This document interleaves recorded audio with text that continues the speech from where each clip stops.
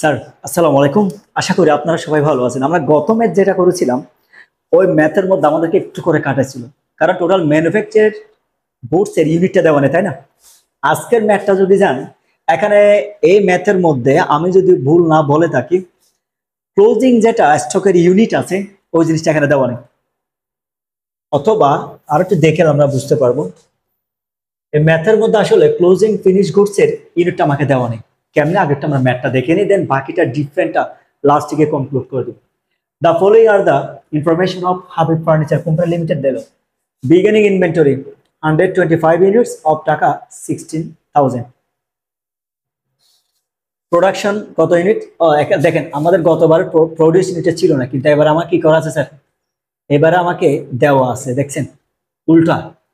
তাহলে এখানে কি দেওয়া নেই সামনে গিয়ে দেখবো। সেলস এর ইউনিটে দেওয়া আছে ডিরেক্ট মেটেরিয়াল 5000 পার ইউনিট দেওয়া আছে, প্রোডাকশনের সাথে কানেক্টেড। ডিরেক্ট লেবার প্রোডাকশনের সাথে কানেক্টেড। যত ইউনিট প্রডিউস করবে তত ইউনিট আপনার লেবারের কস্ট দিতে হবে। ক্লিয়ার? ফ্যাক্টরি ওভারহেড ডিরেক্ট লেবারের উপর, তাহলে আমরা ডিরেক্ট লেবারটা বের করলে এটা পেয়ে যাবো, এটাও কোনো হেডাক নেই। প্রোডাকশন কস্টের উপর 25% অ্যান্ড সেলস এক্সপেন্স টাকা 75,000, এটাও পেয়ে গেছি। কিন্তু দেখেন দেখেন বিগিনিং ইনভেন্টরি দেওয়া আছে, এন্ডিংটা দেওয়া নেই। এখানে আবার এটা বিগিনিং ইনভেন্টরি বলতে বিগিনিং র মেটেরিয়াল ধরিয়েন না, গত ম্যাথের মধ্যে এটাই। এখানে বিগিনিং ইনভেন্টরি মানে হচ্ছে ওই যে আমরা যেটা ফিনিশ গুডস বলি, ওপেনিং ফিনিশ গুডস, এখানে সেটা কেমনে বুঝছেন? এখানে আসেন আবার ডিরেক্ট লেবার ম্যাটেরিয়াল যেটা আছে স্যার, আমাকে তো প্রোডাকশন ইউনিটে দেওয়া আছে, ম্যাটেরিয়াল রিলেভেন্ট কোনো ঝামেলা নেই, অ্যাজ ইউজুয়াল। তাহলে লাগতেছে না, এটা মধ্যে ভাবার দরকার নেই আর কি। কারণ এখানে এটা মাথায় রাখেন, বিগিনিং ইনভেন্টরিটাকে মাথায় রাখেন, কিন্তু এন্ডিংটা দেওয়া নেই। কেমনে বের করবেন স্যার? গতবার ছিল কিরকম, প্রোডাকশন ইউনিট দেওয়া ছিল না, ওটার ফর্মুলা দিয়েছিলাম। আজকে এটাই দিই, এটা হচ্ছে এখানকার ইউনিট। না থাকলে কি করবে? আসেন, প্রথম বলছে কিরকম প্রাইম কস্ট। আমরা জানি প্রাইম কস্টের ফর্মুলা কি? প্রাইম কস্টের ফর্মুলা হচ্ছে ডিরেক্ট এক্সপেন্সেস। যতগুলো ডিরেক্ট এক্সপেন্সেস আছে কেমনে বুঝবেন? ডিরেক্ট লেবার, ডিরেক্ট ওয়েজেস, আদার ডিরেক্ট এক্সপেন্সেস, কথাটি এরকম থাকতে পারে। এবার এখানে আসেন আপনি, ডিরেক্ট আমার এখানে ডিরেক্ট রিলেভেন্ট কি আছে দেখেন তো, ডিরেক্ট ম্যাটেরিয়াল লেবার যা তাকে আছে আর কি। ডিরেক্ট এই যে ডিরেক্ট ম্যাটেরিয়াল টাকা 5000 পার ইউনিট। কারণ আমার প্রোডাকশনে প্রডিউস হচ্ছে কত ইউনিট দেখেন তো স্যার? আমার প্রোডাকশনের টোটাল ইউনিট হচ্ছে 750 ইউনিট। ডিরেক্ট ম্যাটেরিয়াল প্রতি ইউনিটের প্রাইস কত? 5000। 5000কে 750 দিয়ে মাল্টিপ্লাই করলে যেটা পাবো একটা টাকা পেয়ে গেছি। ডিরেক্ট আর কি আছে দেখেন, ডিরেক্ট এটা হয়ে গেছে। আবার বলছে ডিরেক্ট লেবার, ওই যে প্রাইম কস্ট মানে যত কি পয়েন্ট হচ্ছে কি বলেছিলাম আমি, ডিরেক্ট কথাটি থাকতে হবে। আবার এখানে ভুলে যদি ইনডিরেক্ট দিয়ে একটা ফ্যাক্টরিতে যাবে, আমি যদি এখানে ডিরেক্ট লেবার না থেকে যদি হতো indirect labour, indirect material, indirect wages, নিশ্চিন্ত একটা ফ্যাক্টরি ওভারহেডে যাবে। ডিরেক্ট বলে তখন শুধু একমাত্র প্রাইমে যাবে। তাহলে প্রতি ইউনিট যদি 3000 টাকা করে হয়, আমি প্রডিউস করছি কত ইউনিট? 750 ইউনিট প্লাস করে দুইটা। কারণ 750 এক ইউনিট যদি 3000 হয়, 750 ইউনিটের দাম বেশি হবে। মাল্টিপ্লাই করার পর দুটাকে প্লাস করে কত টাকা পেয়েছি দেখেন তো? আমি এখানে পেয়েছি আপনার 60 লাখ টাকা। আমার প্রথম রিকোয়ারমেন্ট যেটা আছে প্রাইম কস্ট, আমার একটা গুণা মাপ হয়ে গেল, এই তো। এটা যদি হয় determine the cost of good sold, এই এখানে একটু আপনারা খাটাবে। এবার কেন খাটাবে? ওই যে এন্ডিং ইনভেন্টরি কি দেওয়া নেই স্যার? ফিনিশ গুডস এর এন্ডিং স্টকটা দেওয়া নেই। কেমনে বের করবেন? এখানে এই ম্যাথের ডিস্টারবেন্স হচ্ছে মূলত এটাই। Ending stock of finish goods যেটা আছে, এই ইউনিট প্রাইস, এটা হচ্ছে ঝামেলা। এখানে দেখেন ইউনিট দেওয়া আছে, প্রাইস টোটাল দেওয়া আছে। এই ডিস্টারবেন্স গুলা আমরা যদি একটু হিসাব করি, তাহলে এবার আসেন কস্ট অফ গুডস সোল্ড বের করি। তাহলে আগের মতো আমার এখানে যেহেতু র মেটেরিয়ালস নিয়ে কোনো ঝামেলা নাই, র মেটেরিয়াল ইউজ নিয়ে যেহেতু নেই, যেটা নেই এটা বাদ, এরপর থেকে হিসাব করেন। আমরা র মেটেরিয়াল ইউজের সাথে ডিরেক্ট এক্সপেন্স অ্যাড করার পর কি ভাই? Prime cost. প্রাইম কস্টটাকে আপনি এখানে বসাই দেন, 60 লাখ টাকা বসাই দিছি, হয়ে গেছে। এবার প্রাইম কস্টের সাথে আমরা যেটা করি, ফ্যাক্টরি রিলেভেন্ট অল এক্সপেন্সেস, আমরা কি ইউজ করেছি আর এখানে? Factory relevant all expenses. আমি একটু আপনাকে জিনিসটা ক্লারিফাই করে দিই, ক্লিয়ার করলে ক্লিয়ার হয়। আমার ডিরেক্ট ম্যাটেরিয়ালের ব্যবহার শেষ, ডিরেক্ট লেবারের ব্যবহার শেষ, কারণ আমি দুইটা প্রাইম কস্টে ব্যবহার করছি। ফাইন, এখন যেটা করবো আমি, ফ্যাক্টরি ওভারহেড দেখেন 75% অন ডিরেক্ট লেবার। তাহলে আপনি যদি এখানে একটু খেয়াল করেন, আমার এখানে ডিরেক্ট ওয়েজেস বা লেবার কত পেয়েছিলাম দেখেন তো? 22 লক্ষ কত হাজার স্যার? 50,000, এই তো ওয়েজেস আর লেবার দুটো থেকে, তাই না? 22,50,000-এর উপর কত পার্সেন্ট আপনি 75% মাল্টিপ্লাই করে দেন, আপনি কত টাকা পাবে? 16,87,000। এই দুটো যোগ করার পর যেটা হবে এটার নাম হবে কি? Factory cost. এখন ফ্যাক্টরি কস্ট যদি আপনার হয়ে যায়, ফ্যাক্টরি কস্টের সাথে আমরা যেটা অ্যাড করি opening cost of finish goods, কারণ এখানে প্রোগ্রেস যেটা সেটা নেই। হ্যাঁ, এখানে যদি জিনিসটা এমন হতো লাইক ওই ওপেনিং কস্ট অফ প্রোগ্রেস যেটা গুডস আছে নেই, থাকলে এটা আসতো, না থাকলে এটা মানার দরকার ফরম্যাট থেকে যেটা আমরা বসাতাম। এখন বলছে দেখেন ওপেনিং স্টকটা যেটা ফিনিশ গুডস আছে কত টাকা করে, প্রতি ইউনিট কত টাকা করে স্যার?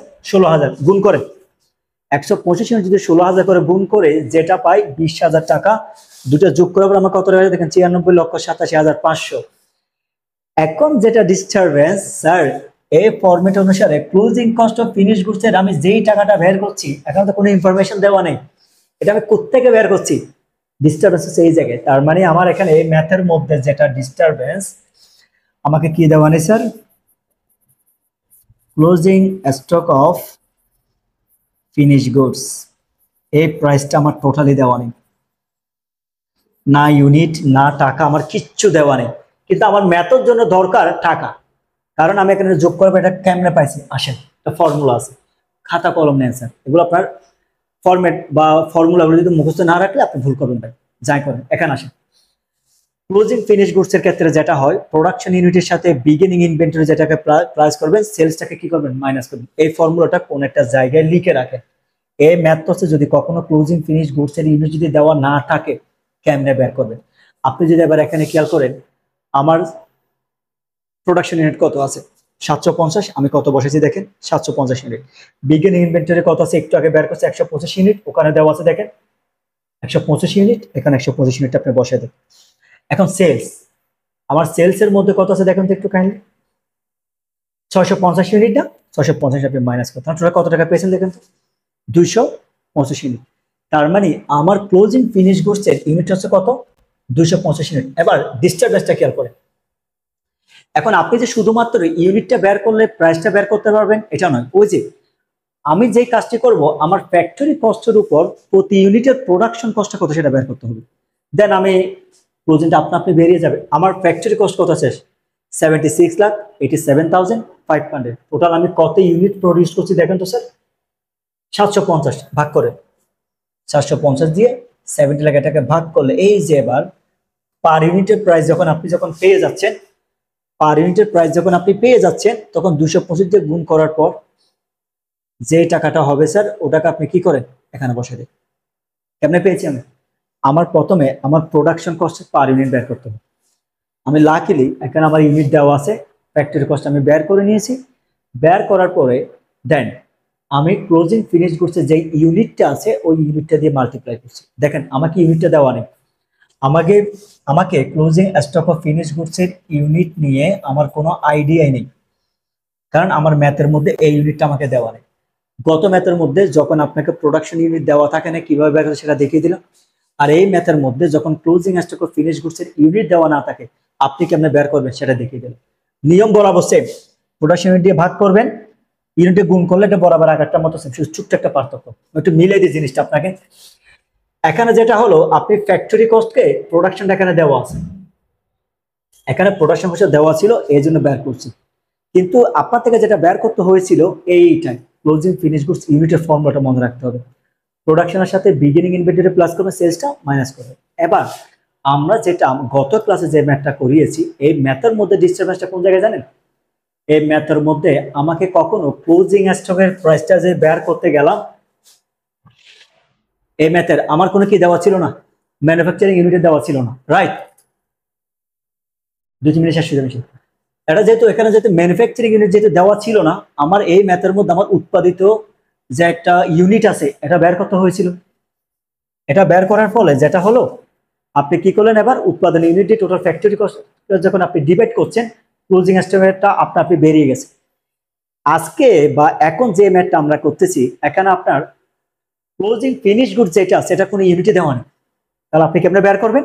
আপনার বের করার উপায় ওই যে জাস্ট ফর্মুলা একটু মনে রাখেন, যেটা আমরা একটু আগে বললাম। আপনি যদি ইউনিটের ফর্মুলা যদি মনে রাখতে পারেন, তাহলে ক্লোজিং ফিনিশ গুডসের ইউনিট যদি দেওয়া নাও থাকে, আপনাকে যত এক্সট্রিম লেভেলে ম্যাথ দেওয়া হোক না কেন, আর কোনো ম্যাথ এখানে আপনাকে আটকাতে পারবে না। এখানে আমাদেরকে কয়েকটা জায়গায় ম্যাথে ডিস্টারবেন্স করে। কোন কোন জায়গায়? অনেক সময় দেখবেন আপনি টোটাল কস্টটা বের করছেন, বলছে বিক্রয়ের উপরে এত % প্রফিট, কিন্তু বিক্রয় দেওয়া নেই। আমরা এগুলো আগের ম্যাথে করছি। তাহলে এই জিনিসটা মেইন কি পয়েন্ট হচ্ছে স্যার এইটাই, আপনারা এটা পারতে হবে। এই ফর্মুলাটা মনে রাখতে পারলে বাকিটা আগের মতো, ফ্যাক্টরি কস্ট ইউনিট দিয়ে ভাগ করলে এটা গুণ করলে হয়ে যাবে, এটা বরাবর সেম, এটা কোনো পরিবর্তন হবে না। এই ফর্মুলা শুধু এটা একটু মনে রাখতে হবে। ক্লিয়ার? এটা যদি হয়ে যায়, এবার আমরা লাস্ট রিকোয়ারমেন্টে যাই। আমাদের তৃতীয় রিকোয়ারমেন্টে বলা আছে ডিটারমাইন নেট প্রফিট, আগের মতো, and gross profit percentage on sales, ওই আগের মতো। এখানে যেটা করছিলাম net profit on percentage sales ছিল তো, আর এখানে করতেছি কি গ্রস প্রফিট। তাহলে তো আগের মতো, মানে নতুনত্ব কিছু না, গ্রসটা উপরে হবে। ওই কি পয়েন্ট বলেছিলাম, অন টাকা যেটা থেকে এটা নিচে থাকবে, গ্রস প্রফিটটা উপরে থাকবে। কিন্তু তার আগে স্যার নেট প্রফিটটা বের করতে হবে না? নেট প্রফিট কেমনে বের করবেন? আগে সেলস দেখেন। আমার সেলস কত আছে? 650 ইউনিট, প্রতি টাকা 28,000 করে গুণ করে। সেলস থেকে গত রিকোয়ারমেন্ট বিতে কস্ট অফ গুডস সোল্ড পেয়েছি কত দেখেন তো, আমি 73,81,250। এটাকে আপনি দয়া করে মাইনাস করে দেন। মাইনাস করার পর যেটা থাকবে কোথায় আমাদের ম্যাথ, ওকে ফাইন। এটা যখন মাইনাস করবেন আপনি, মাইনাস করার পর যেটা থাকে এটাকে বলি আমরা গ্রস মার্জিন, অথবা এটাকে আমরা বলি গ্রস প্রফিট, মার্জিন আর প্রফিট সেম। এরপর অপারেটিং এক্সপেন্সের মধ্যে আসে আমাদের অপারেটিং কস্ট, যেহেতু বলছে তাহলে খেয়াল করে দেখেন আমাদের অ্যাডমিনিস্ট্রেটিভ ওভারহেডটা কত, এটা ফ্যাক্টরি লিমিট, এটা হয়ে গেছে।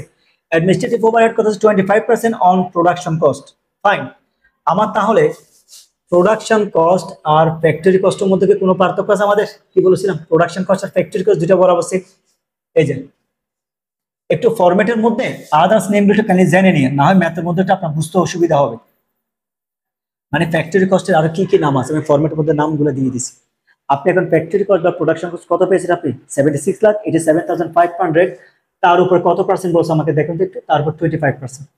মানে আপনি বসান, এটার উপর 25% কত হয়? 70, যেটা আসে এটাই তো সেলসের। এই যে 19,21,875। আরেকটা কস্টিং আছে সেলস এক্সপেন্স বা সেলস কস্ট, একই 70 দুটা প্লাস করার পর মাইনাস করে যেটা থাকে এটা হচ্ছে নেট প্রফিট।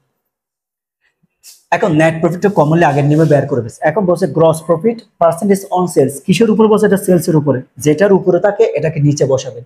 বোঝার উপায়, যদি এই যে অন হচ্ছে কি পয়েন্ট, অন এর পর যেটা থাকে এটা সবসময় নিচে বসাবেন। অন সেলস, আমার সেলস কত আছে? 1,82,82,00,000 টাকা, নিচে বসেন। আমার গ্রস মার্জিন কত আছে? 1,08,18,750 বসে, ইন্টু দি পার্সেন্টেজ গুলো যেটা থাকবে এটাই আছে। আপনি এখানে আমি বলি এই যে নেট প্রফিট বের করা অথবা পার্সেন্টেজ বের করা, এটা খুবই সিম্পল। কারণ কেন? যেটার উপর থাকে, যেটার উপর বলা থাকবে এটা সবসময় নিচে থাকবে, আর যেটা বাকি থাকবে এটা উপরে থাকবে।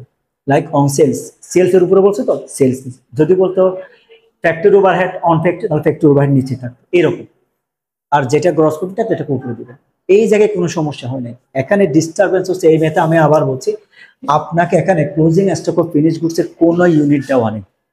না থাকলে কি মেইন ইম্পর্টেন্ট হচ্ছে এই ফর্মুলাটা একটু কাইন্ডলি মুখস্থ করে নেবেন। কারণ আপনি ইউনিট বের করতে পারলে প্রোডাকশন প্রাইসটা পার ইউনিট বের করলে ফ্যাক্টরি কস্ট যখন প্রোডিউসড ইউনিট দিয়ে ভাগ করবেন, অ্যান্সার আপনা আপনি বেরিয়ে আসবে। কনসেপ্টটা ক্লিয়ার স্যার? তাহলে যদি এতটুকু কই, আমরা দেখি আপনাদের একটু দেখাই আমরা আগামী ক্লাসে কোনটা যাব। এটা যদি হয়ে যায়, আগামী ক্লাসের ম্যাথটা আপনাকে তেমন খাটাবে না, বাট সিম্পল, হালকা পাতলা একটু রিভিশন, ওই দুইটা একটু বেশি ক্রিটিক্যাল, রাইট? আমরা আগে যে দুইটা আজকেরটা এর আগের ক্লাস ভালো করে প্র্যাকটিস করবো। আশা করি স্যার আজকে ক্লাস নিয়ে কোনো অসুবিধা নেই। সবাই ভালো থাকবে। আসসালামু আলাইকুম।